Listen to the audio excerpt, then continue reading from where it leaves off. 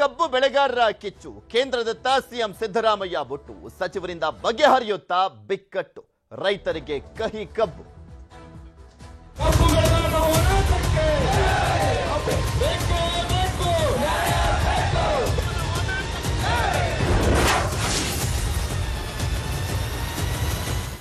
ಕಳೆದ 7 ದಿನಗಳಿಂದಲೂ ಕೂಡ ಕಬ್ಬಿನ ವಿಚಾರಕ್ಕೆ ಸಂಬಂಧಪಟ್ಟಂತೆ ರೈತರು ಬೀದಿಗಿಳಿದು ಹೋರಾಟವನ್ನ ಮಾಡ್ತಾ ಇದ್ದಾರೆ. ಆದರೆ ಕಣ್ಣು ಕಿವಿ ಮೂಗು ಎಲ್ಲವನ್ನೂ ಕೂಡ ಮುಚ್ಚಿಕೊಂಡಿತ್ತು ಸರ್ಕಾರ.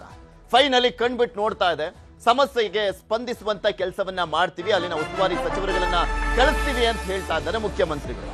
ಉತ್ತರ ಕರ್ನಾಟಕದಲ್ಲಿ ಕಬ್ಬು ಬೆಳೆಗಾರರ ಸಂಗ್ರಾಮ ನಡೀತಾ ಇದೆ. ಪ್ರತಿ ಟನ್ ಕಬ್ಬಿಗೆ 3,500 ರೂಪಾಯಿ ದರ ನಿಗದಿ ಮಾಡಲೇಬೇಕು ಅಂತ ರೈತರು ಆಗ್ರಹಿಸ್ತಾ ಇದ್ದಾರೆ. ಬೆಳಗಾವಿ, ವಿಜಯಪುರ, ಬಾಗಲಕೋಟೆಯಲ್ಲೂ ಕೂಡ ಪ್ರತಿಭಟನೆಯ ಕಿಚ್ಚು ಜೋರಾಗಿ ಹೊತ್ಕೊಂಡಿದೆ. ಗುರ್ಲಾಪುರದಲ್ಲಿ ರೈತರ ಹೋರಾಟಕ್ಕೆ ಬಿಜೆಪಿ ರಾಜ್ಯಾಧ್ಯಕ್ಷ ವಿಜೇಂದ್ರ ಸಾಥ್ ಕೊಟ್ಟಿದ್ದಾರೆ. ನಿನ್ನೆಯಿಂದ ರೈತರ ಜೊತೆ ಪ್ರತಿಭಟನೆಯನ್ನ ಮಾಡ್ತಾ ಇದ್ದಾರೆ ಬಿ.ವೈ. ವಿಜೇಂದ್ರ. ರೈತರ ಹೋರಾಟದಲ್ಲಿ ಬೆಲೆ ನಿಗದಿ ಮಾಡಲಿಕ್ಕೆ ಆಗ್ರಹಿಸಲಾಗ್ತಾ ಇದೆ. ಇವತ್ತು ಸರ್ಕಾರದಿಂದ ರೈತರಿಗೆ ಸಿಗುತ್ತಾ ಸಿಹಿ ಸುದ್ದಿ ಅನ್ನುವಂತ ಪ್ರಶ್ನೆ ಕೂಡ ಎದ್ದಿರುವಂತದ್ದು. ಅಲ್ಲಿನ ಉಸ್ತುವಾರಿ ಸಚಿವರು ಜಿಲ್ಲಾಧಿಕಾರಿಗಳನ್ನ ಕಳಿಸಿ ಆ ಸಮಸ್ಯೆಯನ್ನ ಬಗೆಹರಿಸುವಂತ ನಿಟ್ಟಿನಲ್ಲಿ ನಾವು ಮುಂದಾಗ್ತೇವೆ ಅಂತ ಸಿಎಂ ಭರವಸೆಯನ್ನ ಕೊಟ್ಟಿದ್ದಾರೆ. ಇಂದು ಧರಣಿ ನಿರತರ ಜೊತೆ ಸಚಿವ ಎಚ್.ಕೆ. ಪಾಟೀಲ್ ಚರ್ಚೆಯನ್ನ ಮಾಡುವಂತ ಸಾಧ್ಯತೆ. 6 ದಿನಗಳ ಬಳಿಕ ಸಂಧಾನಕ್ಕೆ ಮುಂದಾಗಿದೆ ಸರ್ಕಾರ. ಇಷ್ಟು ದಿನ ಯಾವ ಕಾರಣಕ್ಕೋಸ್ಕರ ಡ್ರ್ಯಾಗ್ ಮಾಡಲಾಯಿತು, ಇಷ್ಟು ದಿನ ಬೇಕಾಗಿತ್ತಾ ಇವ್ರಿಗೆ ಸಮಸ್ಯೆ ಬಗೆಹರಿಸಲಿಕ್ಕೆ ಅಂತ ರೈತರು ಆಕ್ರೋಶವನ್ನ ವ್ಯಕ್ತಪಡಿಸ್ತಾ ಇದ್ದಾರೆ. ಇನ್ನ ಕಬ್ಬು ಬೆಳೆಗಾರರ ಹೋರಾಟಕ್ಕೆ ಬಿಜೆಪಿ ಸಾಥ್ ಕೊಟ್ಟಿದೆ. ಇದಕ್ಕೆ ಕಾಂಗ್ರೆಸ್ ತಿರುಗೇಟನ್ನ ಕೊಟ್ಟಿದೆ. ಯಾರ್ಯಾರು ಏನೇನು ಮಾತನಾಡಿದ್ರು ನೋಡೋಣ. ಬೆಲೆ ಜಾಸ್ತಿ ಕೊಡಬೇಕು, FRP ತೀರ್ಮಾನ ಮಾಡೋದಕ್ಕೆ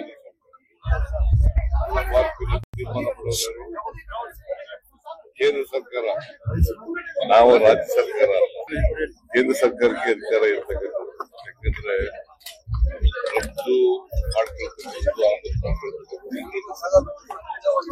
ಅದರಿಂದ ಅವರು ಜಾಸ್ತಿ ಮಹಾರಾಷ್ಟ್ರದಲ್ಲಿ ಅಲ್ಲಿ ರೇಟ್ ಜಾಸ್ತಿ ಕೊಡ್ತಾ ಇದ್ದಾರೆ. ಅದಕ್ಕೆ ಸಮಾನಾಂತರವಾಗಿ ಕರ್ನಾಟಕದಲ್ಲಿ ಕೊಡಬೇಕು ಅಂತಕ್ಕಂಥದ್ದಿದೆ. ಗಡಿ ಭಾಗದಲ್ಲಿ ಕಬ್ಬು ಬೆಳೀತಾ ಇದ್ದಾರೆ. ಇಲ್ಲಿ ಅವ್ರಿಗೆ 3,000 ರೂಪಾಯಿ ಸಿಗ್ತದೆ FRP ಪ್ರಕಾರ. ಆದ್ರೆ ಪಕ್ಕದ ಮಹಾರಾಷ್ಟ್ರದಲ್ಲಿ 3,400 ರೂಪಾಯಿ 3,500 ರೂಪಾಯಿ ಕೊಡ್ತಾರೆ ಅಂತ ಹೇಳಿದ್ರೆ ಇದು ಯಾವ ನ್ಯಾಯ ಹಾಗಾದ್ರೆ? ಯಾಕೆ ರಾಜ್ಯ ಸರ್ಕಾರ ಇದನ್ನ ಸರಿ ಮಾಡುವಂತ ನಿಟ್ಟಿನಲ್ಲಿ ಯಾವುದೊಂದು ಕ್ರಮವನ್ನು ಕೈಗೊಳ್ಳೋದಕ್ಕೆ ಆಗ್ತಾ ಇಲ್ಲ? ರೈತರನ್ನ ಮತ್ತೆ ಸಕ್ಕರೆ ಕಾರ್ಖಾನೆ ಮಾಲೀಕರನ್ನ ಕೂರಿಸಿ ಸಂಧಾನ ಮಾಡ್ಬೇಕಿತ್ತಲ್ಲ. ಹಾಗಾದ್ರೆ ಇದು ಯಾವುದನ್ನು ಕೂಡ ಮಾಡ್ದೇನೆ ಕೇಂದ್ರ ಸರ್ಕಾರ ಅಂತೇಳಿ ಕೇಂದ್ರ ಸರ್ಕಾರ ಮೇಲೆ ಗೂಬೆ ಕೂರಿಸುವಂತದ್ದು ಸರಿಯಲ್ಲ. ಇಂತಹ ಹೋರಾಟ ಇಷ್ಟು ದೀರ್ಘವಾಗಿ ನಡೆದರೂ ಕೂಡ ಶುಗರ್ ಕೇನ್ ಕಮಿಷನರ್ ಇಲ್ಲಿಗೆ ಬರಬೇಕಾಗಿತ್ತು, ರೈತ ಮುಖಂಡರ ಜೊತೆಗೆ ಮಾತನಾಡಬೇಕಾಗಿತ್ತು, ಸಕ್ಕರೆ ಸಚಿವರು ಇಲ್ಲಿಗೆ ಬರಬೇಕಾಗಿತ್ತು, ರೈತ ಮುಖಂಡರ ಜೊತೆಗೆ ಮಾತನಾಡಬೇಕಾಗಿತ್ತು, ಉಸ್ತುವಾರಿ ಸಚಿವರು ಬರಬೇಕಿತ್ತು, ರೈತ ಮುಖಂಡರ ಜೊತೆಗೆ ಮಾತನಾಡಬೇಕಾಗಿತ್ತು ಅನ್ನುವಂತಹ ನನ್ನ ಅಭಿಪ್ರಾಯವನ್ನ ವ್ಯಕ್ತಪಡಿಸ್ತೇನೆ. ಡಿಸಿ ಅವರು ಈಗಾಗಲೇ ಅವ್ರ ಜೊತೆ ನಿರಂತರ ಸಂಪರ್ಕದಲ್ಲಿ ಇದ್ದಾರೆ. ಸೊ ಮಾತುಕತೆ ಮಾಡ್ತಿದ್ದಾರೆ. ಸೊ ಅವ್ರಿಗೆ ಅಧಿಕಾರ ಕೊಟ್ಟಿದ್ದೀವಿ ಮುಗಿಸ್ಲಿಕ್ಕೆ. ಸೊ ತಾವು ಒಂದು ವಿಸಿಟ್ ಮಾಡ್ಬೇಕು ಅನ್ನೋದು ಅವರು ಇಲ್ಲ, ನೋಡೋಣ, ಅವಶ್ಯಕತೆ ಮಾಡ್ತೀವಿ. ಈಗಾಗಲೇ ಡಿಸಿ ಅವರು 2-3 ಸಾರಿ ಹೋಗಿ ಬಂದಾರೆ ನಮ್ಮ ಪರವಾಗಿ, ಕಾರ್ಖಾನೆ ಪರವಾಗಿ, ಜಿಲ್ಲಾಡಳಿತ ಪರವಾಗಿ. ಅವಶ್ಯಕತೆ ಹೋಗ್ತೀವಿ. ಶುಗರ್ ಮಿನಿಸ್ಟರ್ ಅಂತಲೇ ಇದ್ದಾರೆ. ಪಾಪ ಅವ್ರಿಗೆ ಶುಗರ್ ಜಾಸ್ತಿ ಆಗಿರ್ಬೇಕನ್ನೋ ನನಗೆ ಗೊತ್ತಿಲ್ಲ. ಆ ಕಡೆ ತಿರುಗಿಯೂ ನೋಡಿಲ್ಲ. ಸರ್ಕಾರದ ಆದೇಶ ಇದೆ. ಈ ಆದೇಶದ ಪ್ರಕಾರ ಏನು ಬಾಕಿ ಬರಬೇಕಾಗಿದೆಯೋ ಬಾಕಿ ಕೊಡ್ತಕ್ಕಂಥದ್ದು ತಕ್ಷಣದಲ್ಲೇ ಮಾಡ್ತೇವೆ ಅಂತೇಳಿ ವಾಗ್ದಾನ ಮಾಡಿದ್ದು. ಇವತ್ತಿನವರೆಗೆ ಬಾಕಿ ಬಂದಿಲ್ಲ. ದಯಮಾಡಿ ನಾನು ನಿಮ್ಮ ಮುಖಾಂತರ ಎಲ್ಲ ರೈತರಲ್ಲಿ ವಿನಂತಿ ಮಾಡ್ತೀನಿ, ರೈತ ಹೋರಾಟಗಾರರಲ್ಲಿ ನಾನು ವಿನಂತಿ ಮಾಡ್ತೀನಿ, ಗುರೂಜಿಯವರಲ್ಲಾಗಲಿ ಚಿನ್ನಪ್ಪ ಅವರಲ್ಲಾಗಲಿ ನಾನು ವಿನಂತಿ ಮಾಡ್ತೀನಿ. ಅನೇಕ ಸರ್ತಿ ಅವರು ಯಾವ ವಿಷಯ ನನ್ನ ಗಮನಕ್ಕೆ ತಂದಿದ್ದಾರೆ ಅವೆಲ್ಲನೂ ಬಗೆಹರಿಸ್ತಕ್ಕಂಥ ಪ್ರಯತ್ನ ನಾನು ಮಾಡಿದ್ದೀನಿ. ಇದು ಕೂಡ ಬಗೆಹರಿತದೆ. ಇದೊಂದು ಸಾಮರಸ್ಯದಿಂದ ಆಗಬೇಕು. 4 ಕೋಣೆ ಮಧ್ಯದಲ್ಲಿ ಕುಂತು ಎಲ್ಲ ತಿಳ್ಕೊಂಡು ಇದನ್ನು ಪರಿಹಾರ ಕಂಡುಕೊಳ್ಳೋಕೆ ಪ್ರಯತ್ನ ಮಾಡಿದರೆ ಖಂಡಿತ ಆಗ್ತದೆ. ರಸ್ತೆ ಮಧ್ಯದಲ್ಲಿ ಇದು ಮಾಡಿದರೆ ಸ್ವಲ್ಪ ಸಮಾಜಕ್ಕೂ ಸಮಸ್ಯೆ ಆಗ್ತದೆ. ಇದ್ರ ಬಗ್ಗೆ ಮಾತನಾಡ್ತೋಣ. ಮಧು, ಇಲ್ಲಿ ಹೋರಾಟ ಜೋರಾಗ್ತಾ ಇದ್ದಾರೆ. ರೈತರು ಕೂಡ ದೊಡ್ಡ ಸಂಖ್ಯೆಯಲ್ಲಿ ಬೀದಿಗಿಳಿದು ಹೋರಾಟವನ್ನು ಮಾಡ್ತಾ ಇದ್ದಾರೆ. ಅಹೋರಾತ್ರಿ ಧರಣಿಗಳು ಕೂಡ ಆಗ್ತಾ ಇದಾವೆ. 3,500 ರೂಪಾಯಿ ಕೊಡ್ಲೇಬೇಕು ಅಂತ. ಸರ್ಕಾರ ಅಂದ್ರೆ ಬೆಲೆ ಕೊಡುತ್ತೋ ಬಿಡುತ್ತೋ ಅಟ್ಲೀಸ್ಟ್ ಸ್ಪಂದಿಸುವಂತ ಕೆಲಸವನ್ನಾದ್ರೂ ಮಾಡಬೇಕಾಗಿತ್ತು. ಲೇಟ್ ಆಗಿ ಎಚ್ಚೆತ್ಕೊಂಡು ಇವಾಗ ಸ್ಪಂದಿಸುವಂತ ಕೆಲಸ ಮಾಡ್ತಾ ಇದ್ದಾರೆ. ಇಷ್ಟೊಂದು ಡ್ರ್ಯಾಗ್ ಯಾಕೆ ಮಾಡ್ತಾ ಇದ್ದಾರೆ ಅಂತ.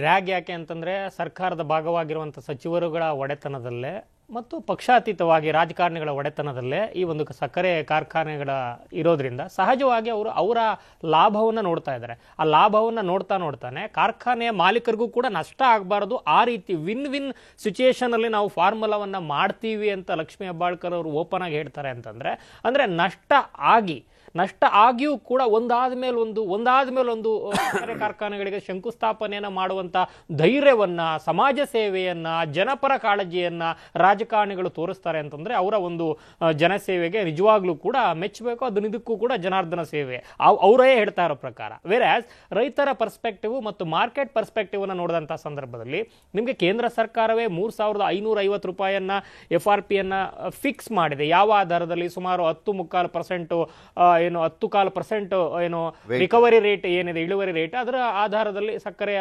ಅಂಶವನ್ನು ಇಟ್ಕೊಂಡು ಏನು ಪ್ರೊಡಕ್ಷನ್ ಆಗುತ್ತಲ್ಲ ಅದರ ರಿಕವರಿ ರೇಟ್ ಅಲ್ಲಿ ಕೊಡಬೇಕು ಅಂತ.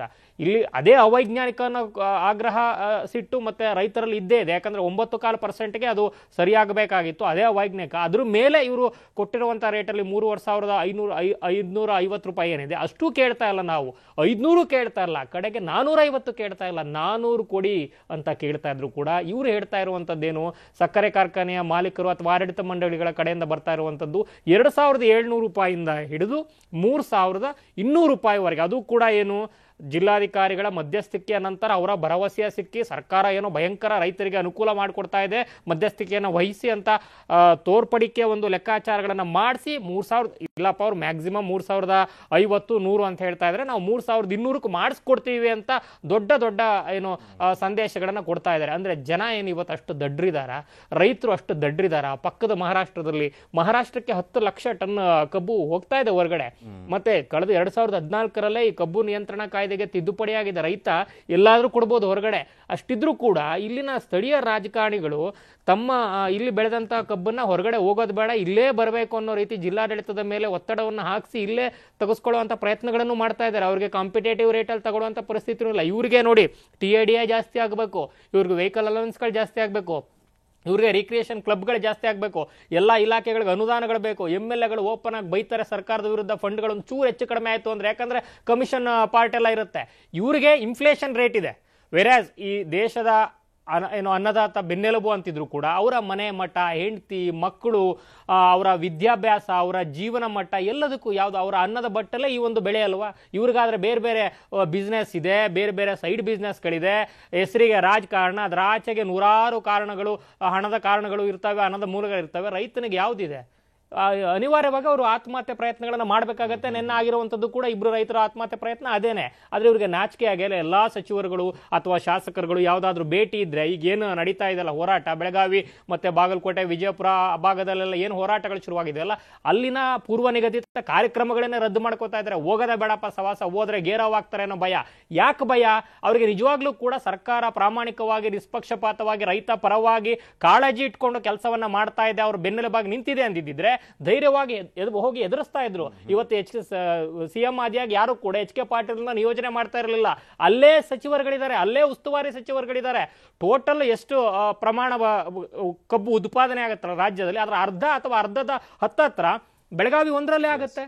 ಸೊ 40 26 80 ಚಿಲ್ಲರೆ ಓವರ್ ಆಲ್ ಕರ್ನಾಟಕದ ಕಾರ್ಖಾನೆಗಳಲ್ಲಿ ಸುಮಾರು 20 ಚಿಲ್ಲರೆ 29-25 ಬೆಳಗಾವಿಯಲ್ಲಿದ್ದಾವೆ. ಅದರಲ್ಲಿ ಬಹುಪಾಲು 98% ಇವ್ರುಗಳಿದೆ. ಸೊ ಇವ್ರಿಗೆ ಲಾಭ ಬೇಕು, ನಷ್ಟ ಅಂತ ಹೇಳ್ತಾ ಇದ್ದಾರೆ, ನಷ್ಟ ಮ್ಯಾನೇಜ್ ಮಾಡ್ತೀವಿ ಅಂತ. ಇವ್ರಿಗೆ ಎಥನಾಲು ಮತ್ತೆ ಮೊಲಾಸಿಸ್ ಇದನ್ನೆಲ್ಲ ಇಟ್ಕೊಂಡು ಇವರು 55,000 ಕೋಟಿವರೆಗೆ ರಾಜ್ಯ ಸರ್ಕಾರಕ್ಕೆ ತೆರಿಗೆ ಕಟ್ತಾ ಇದ್ದಾರೆ. ಇವರು ನಷ್ಟದಲ್ಲಿ ನಡೆಸ್ತಾ ಇದ್ರೆ ಇಷ್ಟೆಲ್ಲ ತೆರಿಗೆನ ಹೆಂಗ್ ಕಟ್ತಿದ್ರು ಸ್ವಾಮಿ? ಮತ್ತು ನಷ್ಟದಲ್ಲಿ ನಡೆಸಿ ರೈತರನ್ನ ಕಾಪಾಡ್ತೀವಿ ಅನ್ನೋ ರೀತಿ ಏನಾದ್ರೂ ಇವರು ಕೆಲಸವನ್ನ ಮಾಡ್ತಾ ಇದ್ರೆ, ರೈತರೇನು ದಡ್ರಿದಾರ? ಹೊರಗಡೆ 3,500 ರೂಪಾಯಿ 3,450 ರೂಪಾಯಿ ಎಲ್ಲ ಈಸಿಯಾಗಿ ಕೊಡ್ತಾ ಇದ್ರೆ ಮಹಾರಾಷ್ಟ್ರದಲ್ಲಿ, ಅಂದ್ರೆ ಇಲ್ಲಿ ಯಾಕಾಗಲ್ಲ? ಅವ್ರು ಲಾಭ ಮಾಡ್ತಾ ಇರೋದು, ಇಲ್ಲಿ ಯಾಕೆ ಲಾಭ ಮಾಡಕ್ಕಾಗ್ತಾ ಇಲ್ಲ? ಇವರು ಎಥನಾಲು ಮತ್ತು ಬೇರೆ ಬೇರೆ ಬೈ ಪ್ರಾಡಕ್ಟ್ ಗಳಲ್ಲಿ ತುಂಬಾ ಲಾಭ ಮಾಡ್ತಾ ಇದ್ದಾರೆ. ಯಾಕಂದ್ರೆ ಕೇಂದ್ರ ಸರ್ಕಾರದ ನೀತಿಗಳ ಕಾರಣದಿಂದಾಗಿ ಮಿಕ್ಸ್ ಏನಾಗ್ತಾ ಇದೆಯಲ್ಲ ಫ್ಯೂಯಲ್ ಅಲ್ಲಿ, ಅದರಿಂದ ಅವ್ರಿಗೆ ಲಾಭ ಸಿಗ್ತಾ ಇದೆ. ಇಲ್ಲಿ ಸಕ್ಕರೆ ಅನ್ನುವಂಥದ್ದು ಮೇಲ್ನೋಟಕ್ಕೆ ಕಾಣ್ತಾ ಇರುವಂತ ಅಂಶ, ಅದರ ಆಚೆಗೆ ಬೈ ಪ್ರಾಡಕ್ಟ್ ಅಲ್ಲಿ ಸಿಗ್ತಾ ಇರುವಂತ ಲಾಭ ಕಾರ್ಖಾನೆಯ ಮಾಲೀಕರಿಗೆ, ಆಡಳಿತ ಮಂಡಳಿಗೆ ದೊಡ್ಡ ಮಟ್ಟದಲ್ಲಿದೆ. ಅವರಿಗೆ ಅದು ಲಾಭ ಸಿಗ್ತಾ ಇದೆ ಅಂತಂದ್ಮೇಲೆ ಅದರ ಪ್ರೊಡ್ಯೂಸರ್ಸ್ ಯಾರಿದ್ದಾರೆ ರೈತರಿಗೆ ಅವರು ಮಾಡ್ತಾ ಇರೋಂಥವ್ರಿಗೆ ಸಿಗಬೇಕು ಅಂತ ನಿರೀಕ್ಷೆ ಮಾಡೋದ್ರಲ್ಲಿ ತಪ್ಪೇನಿದೆ, ಅದು ಆತನ ಹಕ್ಕು. ಅವರೇ ನಿಮ್ಮ ಇಡೀ ಎಲ್ಲಾ ಲಾಭಾಂಶವನ್ನ ನಮಗೆ ಡಿವಿಡೆಂಡ್ಸ್ ಕೊಟ್ಬಿಡಿ ಅಂತ ಹೇಳ್ತಾ ಇಲ್ಲ, ಆದ್ರೆ ಅವ್ರು ಕೇಳ್ತಾ ಇರುವಂತದ್ದು ಸಹಜವಾಗಿ ಸಿಗ್ಬೇಕಾಗಿರುವಂತ ನ್ಯಾಯ ಏನಿದೆ ಅದನ್ನ ಕೊಡಿ ಅಂತ ಇವ್ರು ಹೇಳ್ತಾರೆ. ಕೇಂದ್ರ ಸರ್ಕಾರ ಸಂಬಂಧಪಟ್ಟಿದ್ದು ನಮ್ದಲ್ಲ ಅಂತ ಸಿದ್ದರಾಮಯ್ಯ ಅವರು ಹೇಳಿದ್ರು. ಕೇಂದ್ರ ಸರ್ಕಾರ ನಿಗದಿ ಮಾಡಿದೆ ತಾನೆ, ಅದು ನಿಗದಿ ಮಾಡಿದ ಮೇಲೂ ಕೂಡ 3,550 ರೂಪಾಯಿ ಅಕಾರ್ಡಿಂಗ್ ಟು ರಿಕವರಿ ರೇಟು. ಇಲ್ಲಿ ಕಬ್ಬು ನಿಯಂತ್ರಣ ಮಂಡಳಿಗೆ ಅವಕಾಶ ಇದೆ ರೇಟನ್ನು ಮ್ಯಾನೇಜ್ ಮಾಡುವಂಥದ್ದು. ಆ ಕಾರಣಕ್ಕೆ ಈ ಒಂದು ಟೆಕ್ನಿಕಲ್ ಇಶ್ಯೂಸ್ ಅನ್ನು ಇಟ್ಕೊಂಡೇ ಮತ್ತು ರಾಜಕಾರಣಿಗಳು ಆ ಕಬ್ಬು ನಿಯಂತ್ರಣ ಮಂಡಳಿಯನ್ನು ಬಹುತೇಕ irrespective of any party control ಮಾಡ್ತಾ ಇರೋದ್ರಿಂದನೇ ಇಲ್ಲಿ ರೈತರಿಗೆ ಮೋಸ ಆಗ್ತಾ ಇರೋದು. ಇವರು ಕೇಂದ್ರ ಅಂತಾರೆ ಅಥವಾ ಬಿಜೆಪಿ ನಾಯಕರಲ್ಲಿ ಹೋಗಿ ಪ್ರೊಟೆಸ್ಟ್ ಕೂರ್ತಾರೆ. ಫೈನಲಿ ರೈತರಿಗೆ ಸಿಗಬೇಕಾಗಿರುವಂಥ ಸಹಜ ನ್ಯಾಯ ಮತ್ತು ಅವರ ಮನೆ ಮಠ ಮಕ್ಕಳಿಗೆ ಸಿಗಬೇಕಾಗಿರುವಂಥ ಸಹಜ ಹಕ್ಕೇನಿದೆ ಅದು ಸಿಗಲ್ಲ. ನಾವು ಕಬ್ಬು ಬೆಳೀತಾ ಇದ್ವು, ನಮ್ಮ ಮನೆಯಲ್ಲೂ ರೈತರೆ, ನಾವು ಪಕ್ಕದಲ್ಲಿ ಈರೋಡಿಗೆಲ್ಲ ಕೊಡ್ತಾ ಇದ್ವಿ, ಯಾಕೆ ಸಿಗ್ತಾ ಇಲ್ಲ ಅಂತಂದ್ರೆ ಸರಿಯಾಗಿ ರೇಟಲ್ಲಿ ಈಗ ಆಗ್ತಾ ಇರೋದು ಅದೇನೆ. ಚಾಮರಾಜನಗರದವರೆಲ್ಲ ಅಥವಾ ಈ ಹಳೆ ಮೈಸೂರು ಕಡೆ ಎಲ್ಲ ಸುಮಾರೆಲ್ಲ ತಮಿಳ್ನಾಡಿಗೆ ಕೊಡ್ತಾರೆ. ಈ ಕಡೆ ನಾರ್ತ್ ಕರ್ನಾಟಕ ಬಂದ್ರೆ ಎಲ್ಲ ಏನು ರೈತರೆಲ್ಲ ಮಹಾರಾಷ್ಟ್ರ ಕೊಡ್ತಾರೆ. ನೀವು ವಿಜಯಪುರ ಕಲಬುರಗಿದು ಮಹಾರಾಷ್ಟ್ರಕ್ಕೆ ಹೋಗುತ್ತೆ, ವಿಜಯಪುರದು ಮಹಾರಾಷ್ಟ್ರಕ್ಕೆ ಹೋಗುತ್ತೆ, ಬಾಗಲಕೋಟೆ ಬೆಳಗಾವಿನಲ್ಲಂತೂ ಸಿಕ್ಕಾಬಟ್ಟೆ ಹೋಗ್ತಾ ಇದೆ. ನಿಪ್ಪಾಣಿ ರಾಯಬಾಗ ಈ ಕಡೆ ಅಥಣಿ ಇಲ್ಲೆಲ್ಲ ಎಲ್ಲ ಕಡೆ ಹೋಗ್ತಾ ಇದೆ. ಎಲ್ಲಾ ರಾಜಕಾರಣಿಗಳು ದೊಡ್ಡದಾಗಿ ಎಲೆಕ್ಷನ್ಗಳಲ್ಲಿ ಮೀಸೆ ತಿರುಗುತ್ತಾರೆ ಮತ್ತು ಯಾವುದೇ ಒಂದು ಚಿಕ್ಕ ಪುಟ್ಟ ಎಲೆಕ್ಷನ್ ಇದ್ರೂ ದೊಡ್ಡದಾಗಿ ರಾಜಕಾರಣ ಮಾಡ್ತಾರೆ. ವೇರಾಸ್ ಇದಕ್ಕೆ ಯಾರಾದ್ರೂ ಬಂದು ಮಾತನಾಡುವಂತ ಸೌಜನ್ಯ ಕನಿಷ್ಠ ಕಾಳಜಿ ಯಾರಿಗೂ ಇಲ್ಲ. ಮಾತೆತ್ತಿದ್ರೆ ಕೇಂದ್ರ ಸರ್ಕಾರದ ವಿರುದ್ಧ ರೈತರು ಹೋರಾಟ ಮಾಡ್ಬೇಕಾದ್ರೆ ಮಾತಾಡ್ತಾರೆ. ಸೊ ಇಲ್ಲಿ ರೈತರಿಗೆ ಅನ್ಯಾಯ ಮಾಡ್ತಾ ಇದೆ ಅಂತ ಹೇಳ್ತಾರೆ. ಅಥವಾ ಇದು ಪಕ್ಷದ ಆರೋಪ ಪ್ರತ್ಯಾರೋಪಗಳಿಗೆ ಮಾತ್ರ ಸೀಮಿತ ಆಗಬಾರ್ದು ಈ ವಿಚಾರದಲ್ಲಿ. ಮತ್ತು ಇದು ಯಾಕೆ ಹಿಂಗ್ ಆಗ್ತಾ ಇದೆ ಅಂದ್ರೆ ಸರ್ಕಾರದಲ್ಲೂ ಕೂಡ ಆರಾಮಾಗಿ ಅವರೇ ಭಾಗವಾಗಿದ್ದಾರೆ ಮತ್ತು ಪ್ರತಿಪಕ್ಷಗಳು ಏನೋ ಫಸ್ಟ್ ಟೈಮ್ ರೆಸ್ಪಾನ್ಸಿಬಲ್ ಆಗಿ ರೆಸ್ಪಾಂಡ್ ಮಾಡಿದ್ದಾರೆ. ಇದರಲ್ಲಿ ವಿಜಯೇಂದ್ರ ಹೋಗಲ್ ಕೂತಿದ್ದಾರೆ. ವೇರಾಸ್ ಇಲ್ಲ ಅಂದ್ರೆ ಈ ಪ್ರತಿಪಕ್ಷಗಳ ಒಂದು ಸತ್ವ ಇಲ್ಲದಂತ ಹೋರಾಟ ಸಂಘಟನೆ ಕಾರಣದಿಂದಲೂ ಕೂಡ ಸರ್ಕಾರ ಇಂಥ ವಿಚಾರಗಳೇ ಬಿಟ್ಕೊಡ್ತಾ ಇದೆ. ಹಿಂದೆ ಎಲ್ಲ ರೈತ ಹೋರಾಟಗಳು ಸರ್ಕಾರವನ್ನು ಬುಡಮೇಲೆ ಮಾಡ್ತಾ ಇದ್ವು. ಇವತ್ತೇನಾಗ್ತಾ ಇದೆ, ಮಾಡ್ತಾರೆ 4 ದಿವಸ ಕೊಡ್ತಾರೆ 3 ದಿವಸ ಕೊಡ್ತಾರೆ ಅಂತ. ಬಟ್ 6 ದಿವಸ ಆಯ್ತು, ಅಹೋರಾತ್ರಿ ಅಲ್ಲೇ ಊಟ ಮಾಡ್ತಾ ಇದ್ದಾರೆ, ನಿದ್ದೆ ಮಾಡ್ತಾ ಇಲ್ಲ, ಹೆಂಡ್ರು ಮಕ್ಕಳು ಎಲ್ಲಾನು ಕೂರ್ಸ್ಕೊಂಡು ಕೂರ್ತಿದ್ದಾರೆ. ಇವ್ರ ಕನಿಷ್ಠ ಪ್ರಜ್ಞೆ ಏನಾದ್ರು ಇದ್ರೆ ಅಥವಾ ಇವ್ರು ಏನ್ ತಮ್ಮ ಲಾಭಾಂಶ ಮತ್ತೊಂದು ಎಲ್ಲ ನೋಡ್ಕೊಂಡು ತಮ್ಮ ಅಲವೆನ್ಸ್ ಗಳೆಲ್ಲ ಜಾಸ್ತಿ ಮಾಡ್ಕೋತಾರಲ್ಲ ಅಥವಾ ಇನ್ಫ್ಲೇಷನ್ ರೇಟ್ ಅನ್ನ ಇವ್ರು ಮಾತ್ರ ಮ್ಯಾಚ್ ಮಾಡ್ಕೋತಾರಲ್ಲ, ರಿನೋವೇಷನ್, ಹೋಮ್ ರಿನೋವೇಷನ್, ಹೊಸದಾಗಿ ಸಚಿವಾಲಯಗಳ ರಿನೋವೇಷನ್ ಮತ್ತು ಅವರ ಕಾರ್ಗಳ ಚೇಂಜಸ್ ಇದೆಲ್ಲ ಮಾಡ್ತಾರಲ್ಲ, ಇದ್ರ ಬಗ್ಗೆ ಕನಿಷ್ಠ ಇಡೀ ವರ್ಷದ ಅವರ ರೈತರ ಇಡೀ ಜೀವನ, ಅವರ ಹೆಂಡತಿ ಮಕ್ಕಳು, ಅವರ ಇಡೀ ಭವಿಷ್ಯ ಎಲ್ಲವೂ ಕೂಡ ಇದರಲ್ಲಿ ಡಿಪೆಂಡ್ ಆಗಿರುವಂಥದ್ದು. ಅವ್ರು ಕೇಳ್ತಾ ಇರುವಂಥದ್ದು ನಿಮ್ಮ ಮನೆಯ ದುಡ್ಡಲ್ಲ, ಅವರು ಬೆಳೆದಿರುವಂತಹ ಶ್ರಮದ ಕೂಲಿ, ಅದನ್ನ ಕೊಡುವಂತಹ ಅಥವಾ ಕೊಡುವ ಪ್ರಕ್ರಿಯೆಯಲ್ಲಿ ಸ್ಪಂದಿಸುವಂತಹ ಒಂದು ಸಹಜವಾದಂತಹ ಕಾಳಜಿಯನ್ನು ತೋರಿಸಬೇಕಾಗಿದೆ. ಪೃಥ್ವಿ, ಇಲ್ಲಿ ಕಗ್ಗಂಟಾಗಿರೋದಕ್ಕೆ ಪ್ರಮುಖ ಕಾರಣ ಅಂದ್ರೆ ಎಲ್ಲ ಪ್ರಭಾವಿಗಳದೇ ಕಾರ್ಖಾನೆಗಳಿದಾವೆ. ಸೊ ಸರ್ಕಾರದ ಮೇಲೆ ಸಹಜವಾಗಿ ಒತ್ತಡ. ಆದ್ರೆ ಮೇನ್ಲಿ ಯಾವ್ದಾದ್ರು ಒಂದು ಚಿಕ್ಕ ಚುನಾವಣೆ ಬಂದ್ರು ಕೂಡ ಅಷ್ಟೊಂದೆಲ್ಲ ಮುತುವರ್ಜಿ ವಹಿಸಿ ಇಡೀ ಕ್ಷೇತ್ರದಾದ್ಯಂತ ಇಡೀ ಜಿಲ್ಲೆಯಾದ್ಯಂತ ಓಡಾಡುವಂತವ್ರು, ಮೊನ್ನೆ DCC ಎಲೆಕ್ಷನ್ ಎಕ್ಸಾಂಪಲ್ ಇದೆ, ಅವರ ಮನೆ ಮುಂದೆನೆ ಪ್ರತಿಭಟನೆ ಮಾಡ್ತಾ ಇದ್ದಾರೆ, ಅವ್ರ ಕ್ಷೇತ್ರದಲ್ಲಿ ಪ್ರತಿಭಟನೆ ಮಾಡ್ತಾ ಇದ್ದಾರೆ.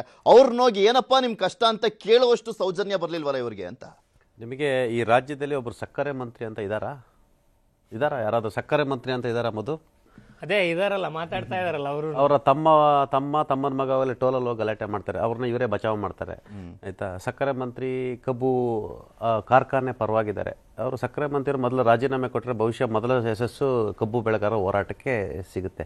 ನಿಮಗೆ ಎಲ್ಲ ಕಡೆ ಕೂಡ ಇಡೀ ದೇಶಾದ್ಯಂತ ರೈತರ ಸಮಸ್ಯೆಗಳು ಮಿತಿಮೀರತಕ್ಕಂಥದ್ದು. ಈ ರೈತ ಸಮಸ್ಯೆ ವಿಚಾರ ಬಂದಾಗ ಯಾವ ಸರ್ಕಾರಗಳು ಅವ್ರ ಪರವಾಗಿಲ್ಲ, ಮಾಲಕರುಗಳ ಪರವಾಗಿರ್ತವೆ, ಆ ಲಾಬಿ ಇಂಡಸ್ಟ್ರಿಯಲಿಸ್ಟ್ ಪರವಾಗಿರ್ತವೆ. ನಿಮಗೆ ಗೊತ್ತಿರಲಿಲ್ಲ, ನಿಮಗೆ ಮೊದಲು ಒಂದು ಮಾತಾಡಿದ್ರು, ಕಬ್ಬು ಇದೆಯಲ್ಲ, ಕಬ್ಬು ಈಗ ಕಾಮಧೇನು ಅಂತಾರೆ. ಯಾವ ರೀತಿ ನಮಗೆ ತೆಂಗಿನ ಮರದ ಒಂದು ತೆಂಗಿನ ಮರದ ಉಪಯೋಗ ಆಗುತ್ತೆ, ಒಂದು ಚೂರು ವೇಸ್ಟ್ ಆಗಲ್ಲ. ಕಬ್ಬು ಸಿಪ್ಪೆ ಕೂಡ ನಿಮಗೆ ಅದು ಪೇಪರ್ ತಯಾರಿಕೆಗೆ ಹೋಗುತ್ತೆ. ಈಗೆಲ್ಲ ಅದನ್ನ ಗ್ಲಾಸ್ಗಳು ಮಾಡ್ತಿದ್ದಾರೆ, ಅದರಲ್ಲಿ ಪಾಟ್ಗಳನ್ನೆಲ್ಲ ಮಾಡ್ತಾರೆ. ₹1 ಎಷ್ಟಾಗಲ್ಲ. ಮತ್ತೆ ಎಥನಾಲ್ ಇದೆ, ಮೊಲಾಸಿಸ್ ಇರ್ತಕ್ಕಂಥ ಸ್ಪಿರಿಟ್ ಅಲ್ಲಿ ಡ್ರಿಂಕ್ಸಿಗೆಲ್ಲ ಸ್ಪಿರಿಟ್ ಎಲ್ಲಿ ಕೊಡೋದು, ಇದೇ ಕಬ್ಬು ಫ್ಯಾಕ್ಟರಿಗಳು ಕೊಡ್ತಕ್ಕಂಥ. ನಿಮ್ಗೆ ಸಕ್ಕರೆ ರೇಟ್ ₹30 ವರ್ಷಕ್ಕೆ ಸರ್ಕಾರಕ್ಕವರು 50,000 ರಿಂದ 55,000 ಟ್ಯಾಕ್ಸ್ ಕಟ್ತಾರೆ, ಕೇಂದ್ರ ಮತ್ತು ರಾಜ್ಯ ಸರ್ಕಾರ ಸೇರಿ. ಆಮೇಲೆ ಎಲ್ಲ ರಾಜಕಾರಣಿ ಇದರಲ್ಲಿ ಹೆಂಗಂದ್ರೆ ಈ ವಿಚಾರದಲ್ಲಿ, ಈ ಕಬ್ಬಿನ ವಿಚಾರದಲ್ಲಿ ಎಲ್ಲಾ ರಾಜಕಾರಣಿಗಳದ್ದು ಕೂಡ ಕಬ್ಬಿನ ಫ್ಯಾಕ್ಟರಿಗಳು ಇರ್ತಕ್ಕಂಥದ್ದು. ಏಷ್ಯಾದಲ್ಲಿ ಅತಿ ದೊಡ್ಡ ಫ್ಯಾಕ್ಟರಿಗಳು ಹೊಂದಿರತಕ್ಕಂಥ ಮುರುಗೇಶ್ ಆರ್ ನಿರಾಣಿ ಇದೆ, ಅವರು ಭಾರತೀಯ ಜನತಾ ಪಕ್ಷದ ಅತಿ ದೊಡ್ಡ ನಾಯಕರು. ಕತ್ತಿಯವರ ಫ್ಯಾಮಿಲಿ ಅವ್ರದ್ದಿದೆ, ಸೌದಿ ಅವ್ರದ್ದಿದೆ, ಜಾರಕಿಹೊಳಿ ಅವ್ರದ್ದಿದೆ, ಲಕ್ಷ್ಮೀ ಹೆಬ್ಬಾಳ್ಕರ್ ಅವ್ರದ್ದಿದೆ, ಕೋರೆ ಅವ್ರದ್ದಿದೆ. ನೋಡಿ, ಅವ್ರು ಯಾರು ಮಾತಾಡ್ತಿಲ್ಲ. ಕೋರೆ ಅವರು ಅಲ್ಲಿದ್ದಾರಾ? ಇಲ್ಲ. ನಿರಾಣಿ ಅವರು ಯಾರು ಹೋಗಿಲ್ಲ. ಒಂದು ಈ ವಿಚಾರ ಬಂದ ಸಂದರ್ಭದಲ್ಲಿ ರೈತರು ಯೋಚನೆ ಮಾಡಬೇಕು. ವಿಜೇಂದ್ರ ಅವರು ಹೋಗಿದ್ದಾರೆ, ಎಸ್, ಅವ್ರನ್ನ ಮೆಚ್ಚಬೇಕು. ಇವತ್ತು ಪಾಪ ಅವ್ರದ್ದು ಬರ್ತ್ಡೇ ದಿವಸ ಕೂಡ ಹೋರಾಟವನ್ನು ಮಾಡ್ತಾರೆ.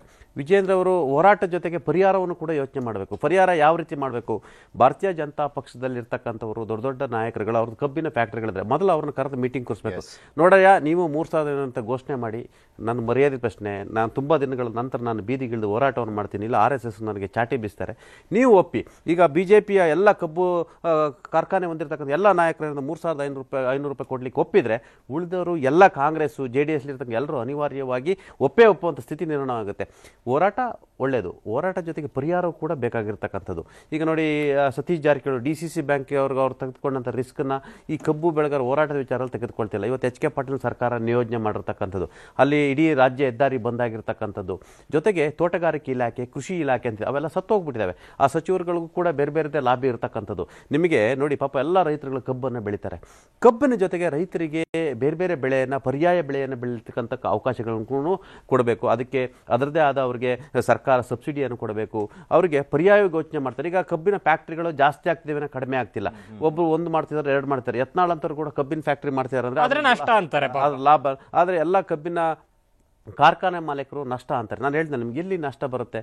ಈಗ ಅಫ್ಕೋರ್ಸ್ ಈಗ ಕೆಲವರು ಹೇಳ್ತಾರೆ ಇಲ್ಲಿ ಕ್ವಾಲಿಟಿ ಕಬ್ಬು ಬೇರೆ ಮತ್ತು ಮಹಾರಾಷ್ಟ್ರದ ಮಣ್ಣಿನ ಕ್ವಾಲಿಟಿ ಕಬ್ಬು ಬೇರೆ ಅಂತ ಹೇಳ್ತಾರೆ. ಆದರೆ ನಿಮಗೆ 3,200 ರೂಪಾಯಿ ರೇಟ್ ಇದ್ದ ಸಂದರ್ಭದಲ್ಲಿ 1 kg ಸಕ್ಕರೆ ಬೆಲೆ 35 ರೂಪಾಯಿ ಇತ್ತು. ಇವತ್ತು 41ರಿಂದ 45 ರೂಪಾಯಿ ಇರ್ತಕ್ಕಂಥದ್ದು. ಈಗ ಸರಿ ಎಕ್ಸ್ಪೋರ್ಟ್ ಆಗ್ತಿಲ್ಲ ಅಂತ ಹೇಳ್ತಾರೆ. ಎಕ್ಸ್ಪೋರ್ಟ್ ಆಗ್ತಿಲ್ಲ ಅಂದರೆ ಎಲ್ಲರೂ ಸೇರಿ ಎಕ್ಸ್ಪೋರ್ಟ್ ಮಾಡಿಸ್ಬೇಕಲ್ವಾ, ಇಂಪೋರ್ಟ್ ಮಾಡೋಕ್ಕೆ ಬಿಡಬಾರ್ದಲ್ವಾ.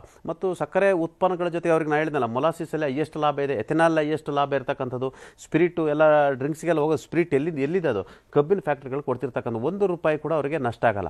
ಹಾಗಾಗಿ ಕಬ್ಬಿನ ಕಾರ್ಖಾನೆ ಮಾಲಕರು ಸರಿಯಾದ, ಆಮೇಲೆ ನಿಮಗೆ ದುಡ್ಡು ಕೊಟ್ಟರು ಕೂಡ ಬಾಕಿ ಉಳಿಸ್ಕೊಳ್ತಾರೆ. ನೀವು ಅರ್ಧ ಕೊಡ್ತಾರೆ, ಅರ್ಧ ದುಡ್ಡು ಕೊಡಲ್ಲ. ಈ ವರ್ಷ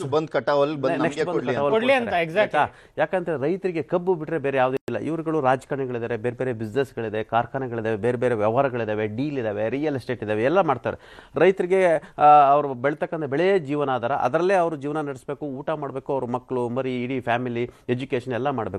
ಸಿದ್ದರಾಮಯ್ಯ ಹೇಳಿದ್ರು ಎಲ್ಲರೂ ಕೂಡ ಇದು ಬೇಜಾರುತನ. ಈ ಸರ್ಕಾರಕ್ಕೆ ನಿಜವಾದ ಸತೀಶ್ ಜಾರಕಿಹೊಳಿ ಅವ್ರ ಸ್ಟೇಟ್ಮೆಂಟ್ ನೋಡಿರ್ಬೇಕು ನೀವು. ನಿನ್ನೆ ಅವರು ಜಿಲ್ಲಾಧಿಕಾರಿಗಳು ಏನೋ ಹೋಗಿ ಮಾತಾಡ್ಕೊಂಡ್ ಬಂದಿದ್ದಾರೆ. ಆಗದೆ ಹೋದ್ರೆ ನಾವು ಹೋಗೋಣ.